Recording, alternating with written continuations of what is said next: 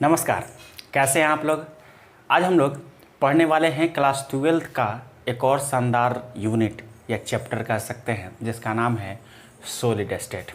Solid state chemistry का ऐसा chapter है जिससे बोर्ड में बहुत क्वेश्चंस आते हैं और कंपटीशन में भी क्वेश्चंस आते हैं। तो कंपटीशन का बाद में देखेंगे, लेकिन पहले हम लोग पढ़ने वाले हैं बोर्ड के लिए, ठीक है। तो आइए स्टार्ट करते हैं हम लोग सॉलिड स्टेट, ठीक है। तो आज इंट्रोडक्शन लेक्चर है। आज हम लोग सीखेंगे कि सॉलिड क्या है, कौन कौन से पदार्थ होते हैं जो सॉलिड होते हैं और इनके कौन कौन से गुण हैं। तो स्टार्ट करते हैं। तो ये रहा यूनिट नंबर फर्स्ट, नाम है सॉलिड स्टेट और लेक्चर नंबर 1। सबसे पहले बात कर लेते हैं सॉलिड। देखिए, सॉलिड का शुरुआत हम मैटर से करते हैं। द्रव्य आप लोग 9th क्लास में पढ़े होंगे।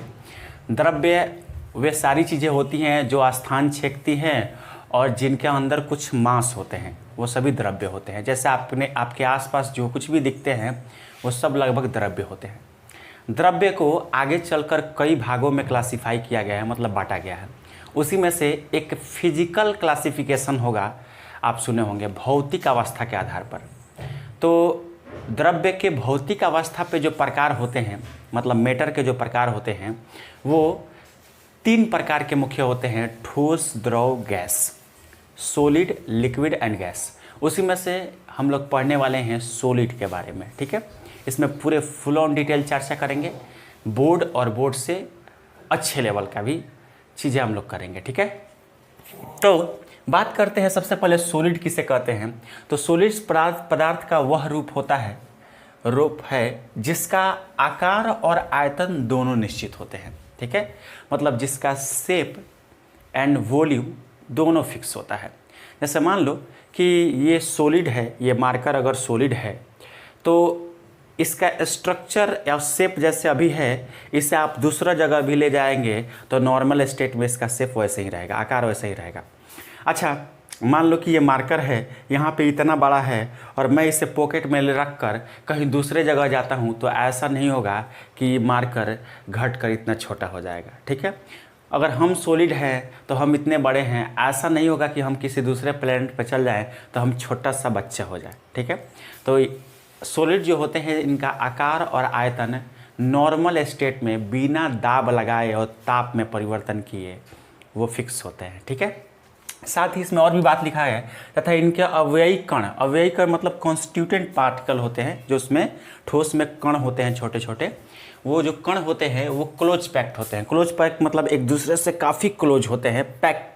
उनका कण एक दूसरे से काफ़ी क्लोज पैकिंग होता है, मतलब सटा होता है, एक दूसरे से बंधे होते हैं, ठीक है। उसे ही हम क्या कहते हैं, ठोस कहते हैं। जैसे आप एग्जाम्पल में डायमंड, हीरा एक खतरनाक ठोस है, सबसे कठोर प्राकृतिक पदार्थ भी है, ठीक है, कठोर होता है। ग्रेफाइट का नाम सुने होंगे, SiC, इसको सिलिकॉन कार्बाइड भी बोलते हैं, ये भी ठोस है। B4 बोरॉन कार्बाइड, नमक, NaCl, यूरिया, बहुत सारे ठोस हैं, आप सुने होंगे, ठीक है। तो ये सब क्या है, ठोस है। ध्यान दीजिए, यहाँ पे हम एक स्ट्रक्चर बनाए हैं। इसमें ये ठोस का स्ट्रक्चर है, किसका स्ट्रक्चर है, ये सॉलिड का स्ट्रक्चर है, सॉलिड का स्ट्रक्चर है। इसमें जो पार्टिकल्स हम दिखाए हैं थोड़ा दूर दूर दिखाए हैं ताकि हमको समझाना है। वैसे ये पार्टिकल्स होते हैं काफ़ी क्लोज होते हैं, ऐसे काफ़ी ये क्लोज होते हैं एक दूसरे से, ठीक है। तो ये आप ध्यान में रखिएगा कि ठोस के जो कण होते हैं वो काफ़ी एक दूसरे से सटे होते हैं, ठीक है। लेकिन यहाँ पे समझाने के लिए हम दिखाए हैं। ध्यान दीजिए, ठोस के कणों के बीच एक फोर्स लग रहा है, यहाँ पे दिख रहा होगा, ये अट्रैक्शन फोर्स है। मतलब ये कणों को एक दूसरे से बांध कर रखता है, ठीक है। और जो फोर्स इन कणों को एक दूसरे से बांध कर रखता है उन्हें हम इंग्लिश में बोलते हैं इंटरमॉलिक्यूलर अट्रैक्शन फोर्स, मतलब अंतराणविक आकर्षण बल, मतलब अणुओं को बांध कर रखने वाला आकर्षण बल, ठीक है। और यहाँ पे ये जो है, ये कण है, ये सब गोला गोला जो दिखाए हैं एटम है। और इन परमाणुओं के बीच जो भी खाली स्थान रहता है, ये खाली स्थान, ये खाली स्थान, ये सब खाली स्थान है, इन्हें हम इंग्लिश में इंटरस्टिशियल साइट कहते हैं या अंतराणविक जगह बोलते हैं, मतलब अणुओं के अंदर जगह बोलते हैं, ठीक है। तो ये ठोस के कुछ स्ट्रक्चर्स हैं, आप देख सकते हैं। अच्छा, अब हम लोग पढ़ने वाले हैं कि सॉलिड का गुण, प्रॉपर्टीज ऑफ सॉलिड के गुण। अच्छा, ये हिंदी मीडियम का क्लास है, इसीलिए कहीं पे थोड़ा बहुत इंग्लिश लिख रहे हैं और ज़्यादातर हिंदी का प्रयोग करेंगे, ठीक है। तो यहाँ पे सॉलिड का हम लोग गुण देखने वाले हैं। देखिए, सॉलिड के गुण में सबसे पहले गुण है कि इनका आयतन और आकृति फिक्स होता है, मतलब निश्चित होता है, ठीक है। ये आप जानते हैं, फिक्स होता है। कोई पूछे क्यों फिक्स होता है तो कहिएगा कि इनके जो कण हैं, ये जिन कण हैं काफ़ी क्लोज होते हैं, एक दूसरे से सटे होते हैं, और सटे होने के कारण इनके बीच जो फोर्स लगता है, ट्रैक्शन फोर्स, जो खिंचाव बल लगता है, वो काफ़ी मजबूत होता है। और बल मजबूत होने के कारण इसके पार्टिकल्स ना ही एक दूसरे से भागते हैं और ना ही ज़्यादा ये कंप्रेस होते हैं, मतलब दबते हैं। इसीलिए ये इनके आयतन बदलते नहीं हैं और आकृति बदलते नहीं हैं, क्योंकि जब तक इनके कणों के बीच स्ट्रक्चर नहीं बदलेगा तब तक इनके आयतन और आकृति नहीं बदलेगा। तो ये इसका कारण हो जाएगा। सेकेंड नंबर इसका गुण है, याद रखिएगा, इनके अवयवी कण एक दूसरे से काफ़ी क्लोज होते हैं, काफ़ी क्लोज होते हैं। ये बातें आप याद रखिएगा, इनके अवयवी कण एक दूसरे से काफ़ी क्लोज होते हैं। इसी कारण इनके कणों के बीच, अगर कण क्लोज रहेंगे तो इनके कणों के बीच फोर्स ज़्यादा लगता है, मतलब जो खिंचाव बल होता है वो ज़्यादा लगता है। ये बात समझ में? अच्छा, ध्यान से एक और बात सुनिएगा, इनके कण काफ़ी एक दूसरे के क्लोज होते हैं, जिसके वजह से ये कठोर होते हैं, ठीक है। क्या होते हैं? कठोर और दृढ़ होते हैं। सॉलिड जो होते हैं वो काफ़ी हार्ड और स्ट्रॉन्ग होते हैं, ये बात आप याद रखिएगा, क्योंकि इनके कण क्या होते हैं? क्लोज होते हैं, ठीक है। तो ये बात आप याद रखिएगा कि ठोस काफ़ी कठोर को हम क्या बोलते हैं? हार्ड। कठोर एवं दृढ़ होते हैं, ठीक है। स्ट्रॉन्ग एंड हार्ड होते हैं, ठीक है। अब ठोस कठोर एवं दृढ़ होते हैं, हार्ड होते हैं, इसलिए इनका मेल्टिंग पॉइंट और बॉइलिंग पॉइंट हाई होता है, मतलब इनका क्वथनांक और द्रवणांक हाई होता है। इन्हें आप गरमाएंगे तो जल्दी ये पिघलेगा नहीं और जल्दी ये खौलेगा नहीं, ठीक है। तो इसीलिए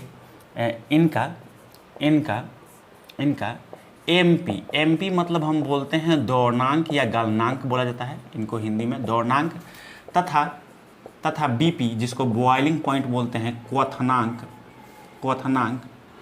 उच्च होते हैं। उच्च होने का मतलब हाई होते हैं, ठीक है। तो ये कुछ गुण है, सामान्य गुण, और भी इनके गुण हैं, वो कहेंगे तो आप ऊपर वाला मिटा देंगे, ठीक है। मिटाना किधर गया? चलिए, थोड़ा सा ऊपर आप नोट कर लिए हैं तो मिटा देंगे, आप नोट कर लीजिए जल्दी इसे, ऊपर वाला, ठीक है। चलिए इसे मिटाते हैं, बस ऊपर कुछ और भी चीज़ लिखना है, आप स्ट्रक्चर बना लीजिएगा, ठीक है। अच्छा, और कौन सा गुण हो सकता है? ध्यान दीजिए, इसका मेल्टिंग पॉइंट और बॉइलिंग पॉइंट हाई होता है, मतलब ये जल्दी ना खौलता है और ना ही जल्दी पिघलता है, ये बात आप याद रखिएगा। ठोस, ठीक है। अच्छा, ठोस जो होते हैं, ठोस समपीड़ीय नहीं होते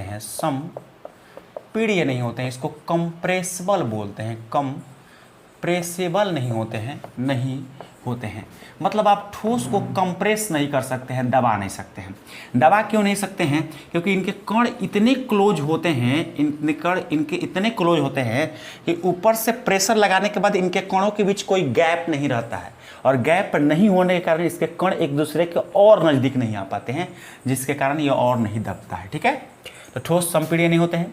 अच्छा, इसमें बहाव नहीं पाया जाता है, आप जानते हैं ठोस में बहाव नहीं, इसमें बहाव नहीं पाया जाता है, इसमें बहाव नहीं पाया जाता है, याद रखिएगा, ठोस नहीं बहते। अच्छा, आपने कभी ये देखा है कि हम खड़ा हुए और बह गए? आपने कभी ये देखा है कि ठोस मोबाइल ठोस है और हम उसे टेबल पर रखे और पानी की तरफ बह गया या हवा की तरफ बह गया? तो ऐसा कुछ नहीं ना होता है। तो ठोस में बहाव नहीं पाई जाती, यानी ठोस नहीं बहता है।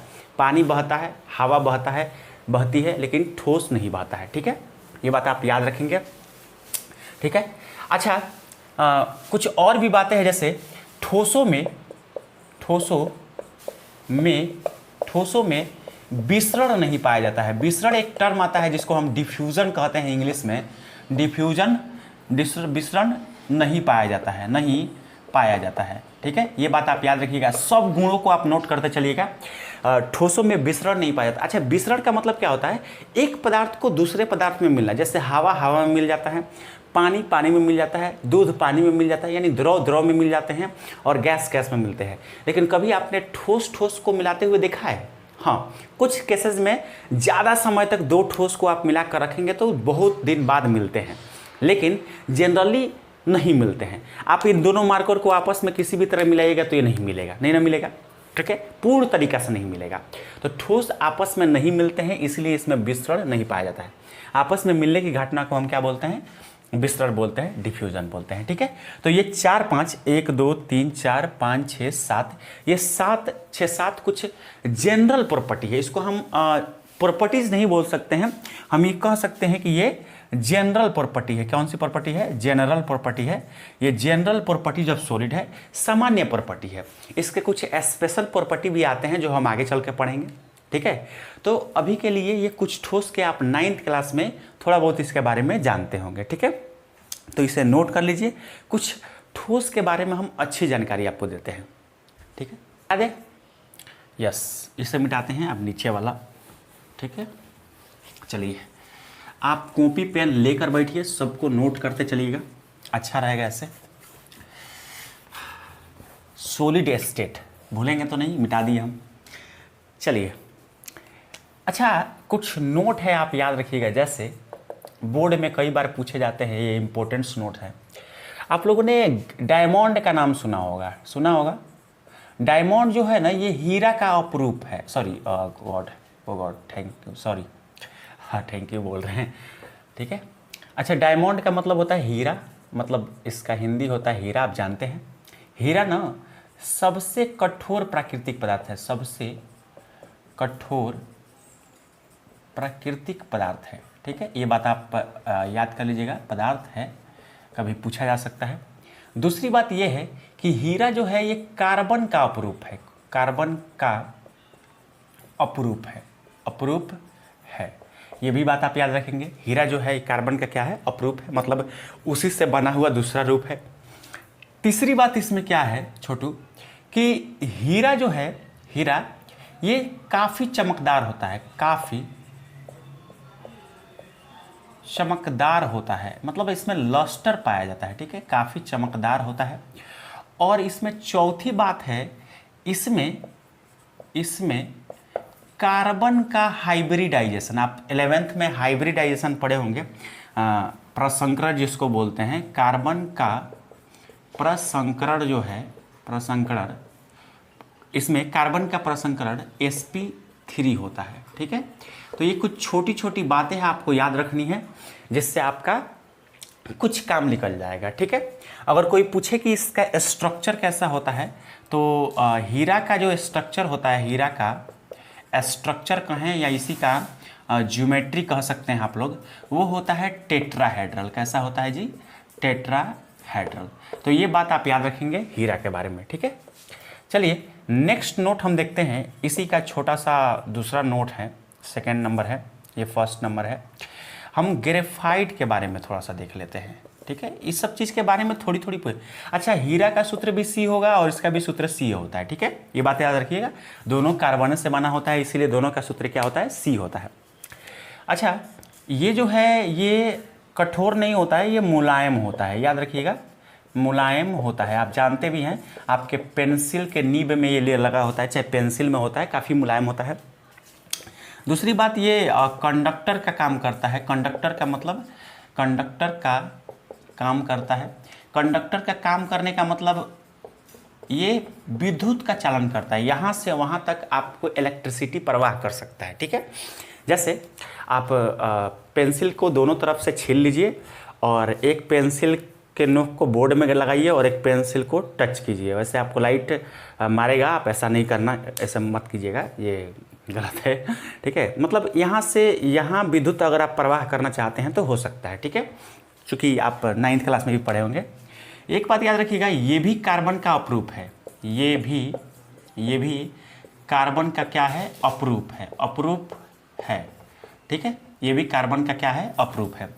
और इसमें चौथी जो बात है याद रखिएगा, इसमें कार्बन का हाइब्रिडाइजेशन, कार्बन का प्रसंकरण, चूंकि ग्रेफाइट भी कार्बन से बना होता है तो इसमें कार्बन का प्रसंकरण जो होगा, प्रसंकरण, हाइब्रिडाइजेशन इसको बोलते हैं, हाइब्रिडाइजेशन लिख देते हैं इंग्लिश में, हाइब्रिडाइजेशन इसको कहते हैं। हाइब्रिडाइजेशन इसमें जो होता है ये sp2 होता है, ठीक है, ये बात आप याद रखेंगे। तो यहाँ पे दो चीज़ों के बारे में बताएं, डायमंड और ग्रेफाइट, ये दोनों कार्बन के अपरूप होते हैं। एक में कार्बन का प्रसंकरण जो होता है sp3 होता है और एक में कार्बन का प्रसंकरण sp2 होता है। एक इसका और अपरूप आता है जिसको हम बकमिंस्टर फ्लोरीन कहते हैं। हम यहाँ पे बगल में लिख देते हैं, यहाँ पे हम बगल में लिख देते हैं, जिसको बकमिंस्टर फ्लोरीन कहते हैं C60, ये भी कार्बन का अपरूप है। और इसका बकमिंस्टर फ्लोरीन इसको बोलते हैं, इसको बॉकीबॉल भी कहते हैं। और इसमें जो कार्बन का हाइब्रिडाइजेशन होता है वो होता है sp2, ठीक है। तो ये कुछ कार्बन के अपरूप हैं, इन्हें आप ध्यान में रखिएगा। तो आज के लिए इतना ही, मिलते हैं नेक्स्ट बार।